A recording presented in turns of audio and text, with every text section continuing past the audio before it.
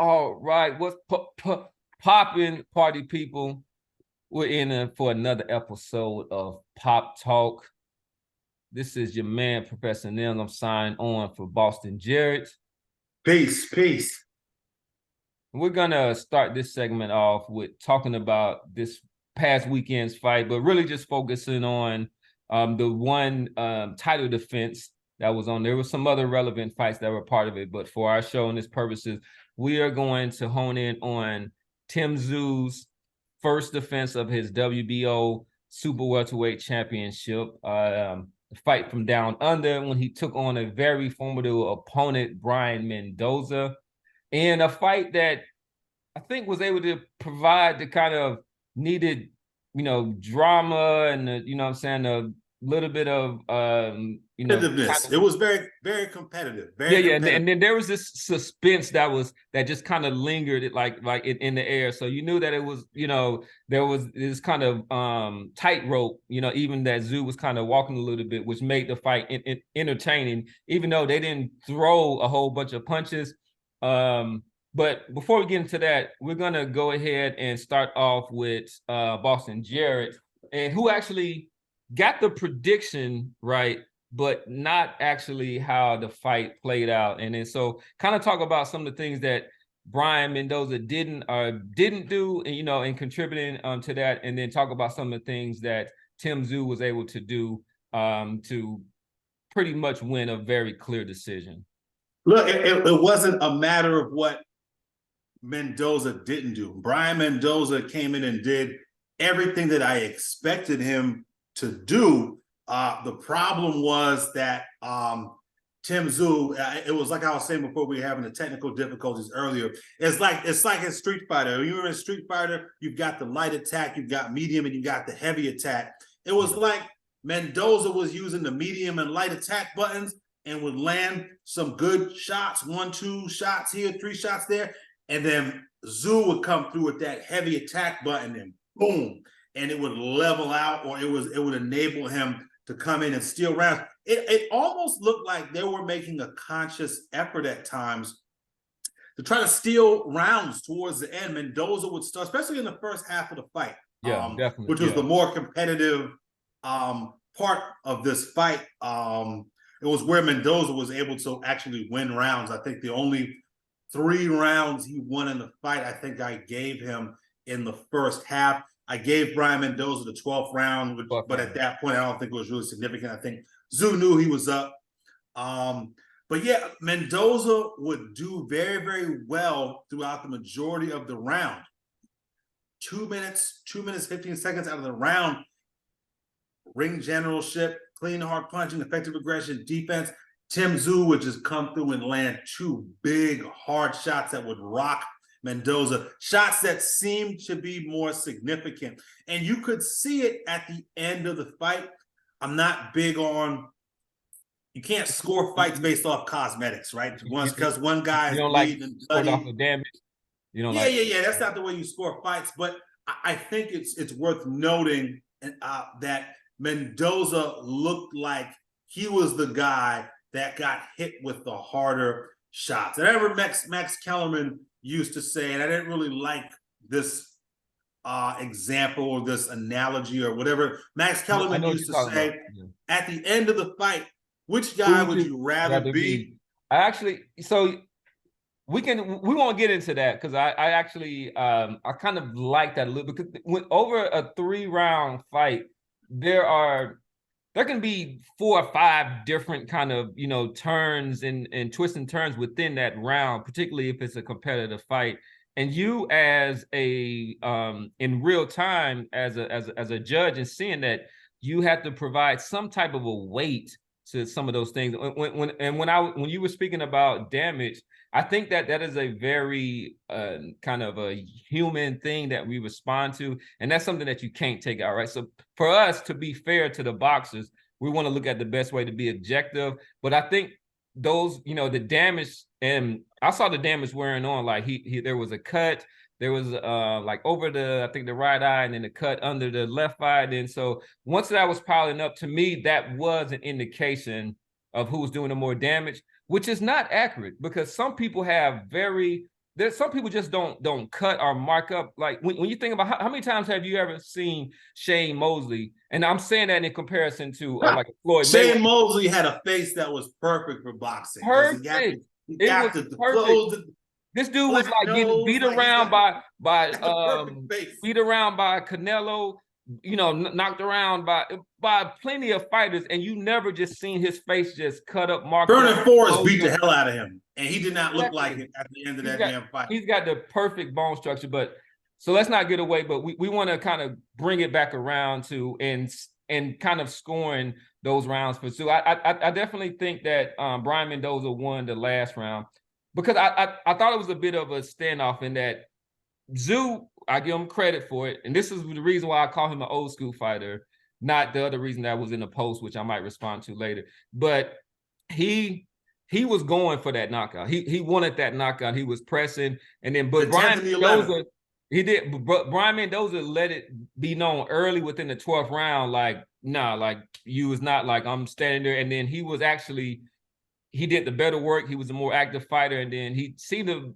I ain't gonna say he seemed more dangerous because Tim Tszyu stalking is just a mini scene type of picture, but he had Tim Tszyu's respect. And then he wasn't in there. He wasn't going to go in there blindly at all. He had Tim Tszyu. Mendoza hit him with some shit.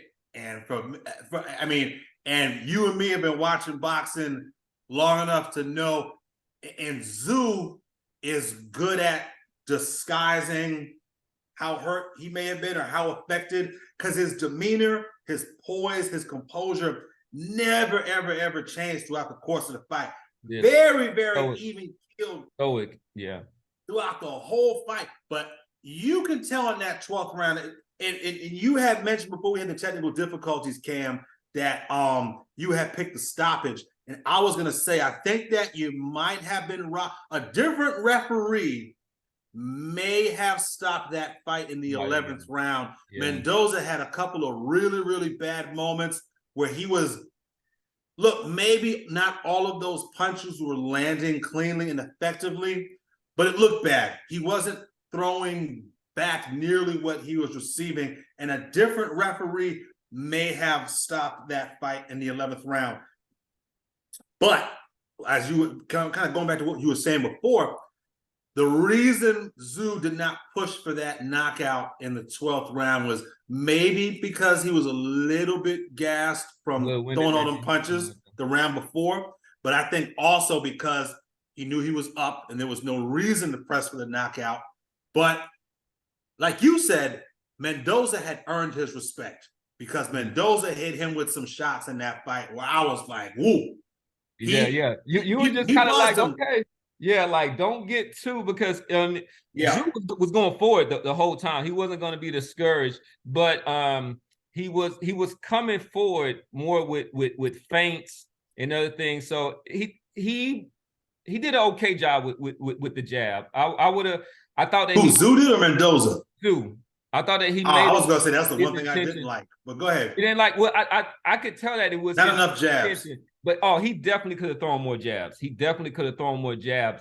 But he was always going forward. And then there was kind of a question about effective aggression. He definitely won the category as far as ring generalship and clean. He landed the cleaner, harder punches. And defense, which is what I wanted to talk about. Defense was good. Yeah. So he could have Go ahead, finish. No, I was gonna say he would have been more effective with his aggression, or his aggression would have been more effective if he would have worked more behind his jab. I mean, bringing it up and down. I want to give him credit for doing good body work early in there, which is I think was one of the differences when you were actually to see Tszyu kind of widen his lead at that time. I think that his body work did pay off because Brian Mendoza and his trainer, if you would remind me, because you Brian Salas, who they had a really good game plan. So Mendoza really was using this kind of Cuban style of boxing where a couple of steps to the left, a couple of steps to the right, in and out this, just to keep him a little bit off balance, and then punch in between, right? Even some of that work. Which I thought was the thing that kept Tszyu from really landing more of his, power punches throughout the fight. The one thing I will say about the game plan, I think that the game plan was good. I think the execution of that game plan, I think that betrayed Mendoza in the end of the fight. I think he was a little bit too energetic in the first half of the fight. Like you were saying, I agree. Stepping to the left, stepping to the right, turning, feinting, but way too uptight. Maybe it was being his first, probably the biggest fight of his career. Maybe he had him a little bit tense early. I thought he used way too much energy early. And despite finishing strong in that 12th round, I think that him not having the energy really adversely affected his punch resistance later on in that fight. Way too much energy, way too herky-jerky, way too jittery. I think if he had shown a little bit more relaxation, he'd have had a lot more in the gas tank later on in that fight. But like you said, credit to Ismael Salas, man, and Brian Mendoza. They had a good game plan, but the execution could have been a little bit better. But one thing I want to say why I think so. This is my. I think that they felt that at some point they were gonna hurt Tszyu. Like, I mean, even though he was stung earlier, but they didn't really kind of ever like hurt him where you saw him on the back foot. But I thought, I don't think Brian Mendoza is a very strong and like solid puncher, and particularly they both are. Somebody coming in, so they they wanted to walk him into one of those combinations.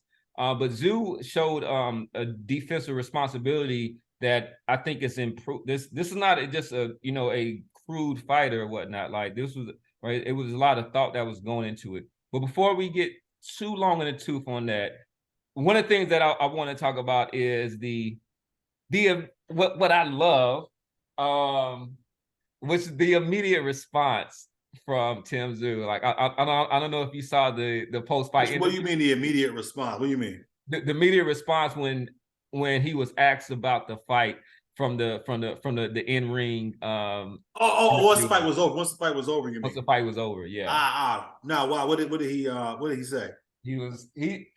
I can't say it verbatim, but I'm gonna paraphrase. But he said something like, Charlo, like, where are you? I mean, it's one of those kind of like classic like calls out. And I'm gonna be honest, I loved it, right? So this was somebody that Phelps is good and stuff like that. He's not chasing that hard. He wants to prove that he's the best 154 pounder right now. And he gives Charlo credit that he was, he said that you got to give it to him that he probably should be rated the best at that time. That's why we should fight. Tszyu said he would vacate if the WBO forced him to fight Crawford. I'm not sure that I believe that right now, but hey, I give the guy credit. I mean, the reason he said, hey, Charlo is the man in the division. He said, I want to be the man in the division, so I want to fight the man in the division. I'm not quoting him, but basically that's what the statement amounted to. That's what yeah, look, speaking of Jermell Charlo, man, he's not doing himself any favors by waiting as long. That fight now is way more competitive now than it would have been 18 months ago, 3 fights ago for Tszyu, 1 fight ago for Jermell Charlo. I know he helped his bank account out a lot by going in there and running around the ring for 12 rounds against Canelo Alvarez.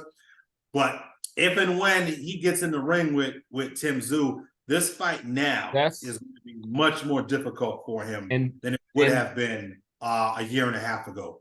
This kid continues to get better.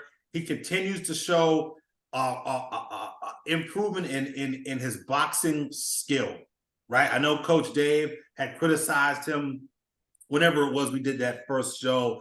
Thought he was crude. I did too. I mean, I wasn't as critical. Like I wasn't as effusive as Coach Dave, but I was critical too. I would say that like I gave him credit, but as far as this is somebody that has steadily improved, which says a lot about him, as a fighter. And so we'll use that as a segue to kind of talk about how the 154-pound weight division looks. And then, what is our view of the landscape? One thing that I'll say is, which I had predicted the stoppage and was actually rooting for it, is that I knew that Tszyu, because what did Tszyu need to really put the pressure on Jermell Charlo to get in the ring with him? What did he? I mean, he's going to really need an impressive performance. Not only that, but something that people are talking about, right, the next day. So there was some, I know, there was some misrepresentation of the sport of boxing, going on that weekend. I don't even want to give them news, so I won't even kind of talk about those fights in there. But those who are really into the true nature of the sport of boxing, we were looking for that performance that would have us talking and buzzing the next day. And then, so where they would have these narratives of like, how long is Charlo going to avoid Tim Tszyu? He did what he needed to do. He put on a good performance. I didn't think that he put on that kind of star making, we call him a star. He's not a superstar, but he's a, at least in his home country, he's a star. Opponent he was in there with. It was a really tough opponent. And he he did much better than I thought he was going to do in that fight. And that's a credit to him and his coaching staff. Like I said, he continues to show improvement, not just offensively, but defensively. He displayed very, very, very good defense. Not the special effects type of defense that some fight fans are drawn to, like the type you see from a Pernell Whitaker or a Wilfred Benitez. Not like that, but you don't need to be those guys to be good defensive fighters. You can be a Winky Wright, right? You can be a Bernard Hopkins or an Andre Ward and still be a very, very good. He did an excellent job, I thought, of covering, parrying, leaning back, blading off, giving that shoulder at times, stepping back a little bit, man. Really, really, really good job defensively, I thought, man. Underrated. And the first time I watched the fight, I watched it on mute. And the second time I wasn't really paying attention to the commentators. I'm not sure if that got brought up at all in the fight, but I thought he did an excellent job defensively. Very, very good job. Yeah, it was mentioned. I mean, and it was apparent, he was he was turning with punches, and then he wasn't somebody going in there, a la Antonio Margarito, where he was willing to eat punches to be able to kind of implement his pressure style boxing. He did eat some punches on the way in, and that goes back to what you had said about not working behind his jab. Yeah, and I mean, and that's I think his coaches are going to talk to him about that. He definitely he's going to have to, because he can't do that against Charlo. They're going to do that. But so with saying that, what are Tszyu's next steps in looking at? So this is we're just going to use ESPN just for the sake of having some type of a ranking body. But right now, Jermell Charlo. So this is these rank. Some of the rankings have it where the champion sits atop of the division. Then you have 1 through 10. But we're just going to speak on the top 10 boxers here. Jermell Charlo is 1. Tim Tszyu's 2. Just had his decision over Brian Mendoza. Brian Mendoza is 3 in those rankings, who just lost his Tszyu. Fundura is 4, whose last fight he was knocked out by Brian Mendoza. Erickson Lubin had a gift decision against Ramos Jr. this September 30th. Then we have Magomed Herbanov, who is previously ranked at 4, but failed 2 places after a split decision win over Michael Soro.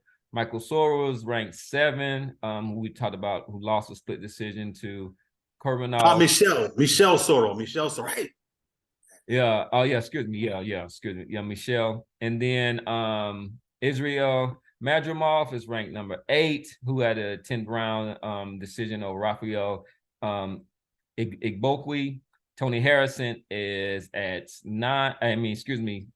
He's tied for the 8th. He's no longer fighting yet. Tony so 160-pound fight. Yeah, so we can throw that out. And then Charles Conwell who had his last fight unanimous. He lost a unanimous decision to what? That can't where's Mortazaliev ranked? Bakram Mortazaliev. Martizaliev. So he's ranked 10. He had a 8th round unanimous decision over Roberto Venezuela. So with that said, where does Tszyu go? What is the most logical? Not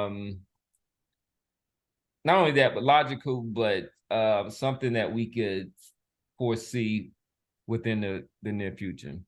Well, it gets convoluted, right? It was not the clearest path before the news we got about Showtime and PBC, but Showtime ending its coverage of a relationship with PBC at the end of this year, as far as Showtime boxing. I know they're going to do pay-per-view events. That convolutes things. Look, Jamil Charlo was mandated recently by the WB, not the WB, the IBF mandated Charlo to defend his belt against Mortazaliev, Bakram Mortazaliev. So that adds a complication to things. Obviously, unifications trump mandatories. If Jamil Charlo and Tszyu are able to strike a deal here in the next 21 days, then I think that's the fight you're going to see. Now, what network is that going to be on? I have no idea, because that fight's not going to take place until next calendar year. I know that Showtime plans on providing their network as a platform for potential pay-per-view fights. So maybe that is an option. But I'm not sure. This is going to depend largely upon what happens with PBC and who they end up signing with as far as a network. But I mean, if you were being creative as a manager and matchmaker for him, what would be a fight that could be made, even if it takes a little bit of maneuvering?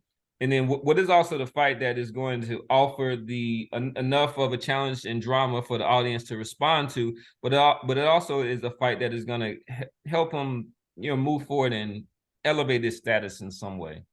Look, I mean, if the Charlo fight can't be made for whatever reason, you've got you've got the Conwell fight, and you've got Madrimov, and you've got Lubin. Lubin is still a name in the division, albeit coming off of a controversial win, but in there, Lubin at this point is a good stay busy fight. I would say the Lubin, because at first I was leaning a little bit towards the fight against Fondura, but the fact that he is coming off of a loss, right? With Lubin, we can, in advertising, he's top 5. He's coming off of a win. I think that he is, I'm not gonna say tailor-made, but I think that Tszyu could have a really good performance against him. Lubin's not durable enough. I think he can, exactly. I think he can bring him down under, and then after that, drown him once he gets him down there. It could be a fight that will put on the pressure, that would still bring it would offer maybe some new eyes, particularly. So Lubin last fought on what was the network that he last fought on the third? Lubin? Oh yeah, so that was Showtime. Showtime. So that was with Showtime. Which is, so you know what? With that said, I think we kind of agree in agreement about Lubin probably being the best option for Tszyu right now. But that leads into a broader conversation about a lot of the news that has been happening regarding these networks that are broadcasting the fights. But before we go into that, so we're going to go ahead and jump into a new segment to kind of talk about that, and particularly its implications on some of the biggest fights that can be made. All right.